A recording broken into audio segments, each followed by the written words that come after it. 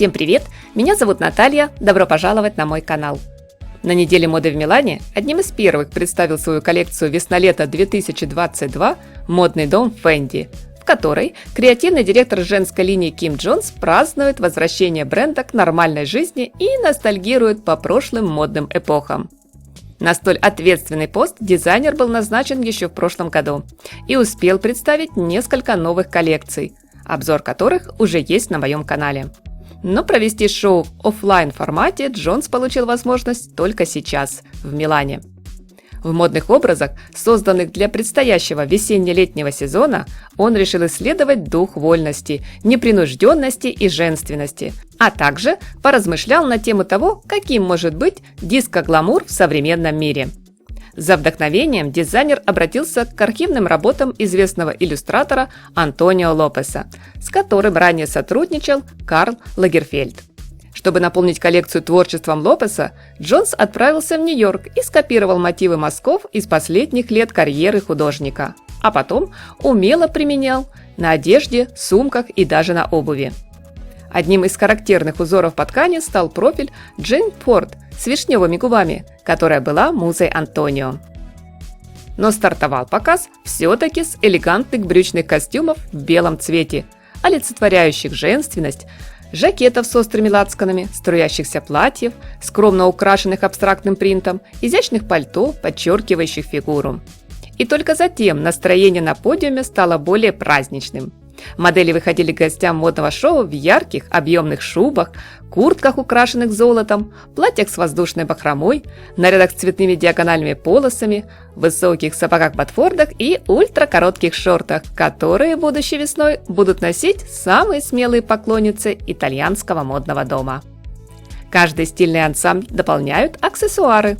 Изящные золотые украшения, серьги, заколки, браслеты, на которых явно заметен логотип бренда. Надпись огромными буквами Fendi стала эффектным декором для модных сумок. Часть моделей еще помимо абстрактного принта дополнена бахромой или меховой отделкой. Кстати, цветной пушистый мех есть и на обуви.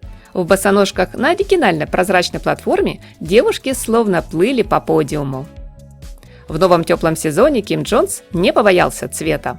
Помимо очаровательных белых, молочных, серебристо-серых оттенков, коллекция от души наполнена сочной, разноцветной гаммой. Как отметил дизайнер в своих комментариях к показу, это мое первое живое шоу для Fendi, и это настоящий праздник.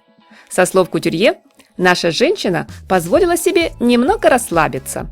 Она выходит на вечеринки, наряжается.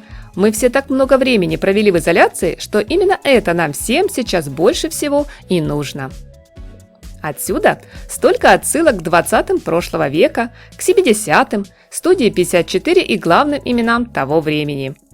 Костюмы пастельных тонов, полупрозрачные бра вместо топов, платья с бахромой и акценты на талии. Героиня новой коллекции Fendi действительно получилась нарядной и в то же время элегантной, роскошной. Обращаясь к архивам бренда, Джонс сумел представить на подиуме новый облик модного дома Fendi. Наряды не выглядят как откровенное ретро, все вполне современно, эффектно, интересно и стильно. Завершила показ серия монохромных атласных и кружевных ансамблей, где цветовая палитра плавно перетекает от сверкающего золотого, небесно-голубого, шоколадного тона до глубокого черного. И здесь опять стоит отметить, что подиум в очередной раз накрыло волной логомании. Название бренда четко читается не только на аксессуарах, но и на одежде.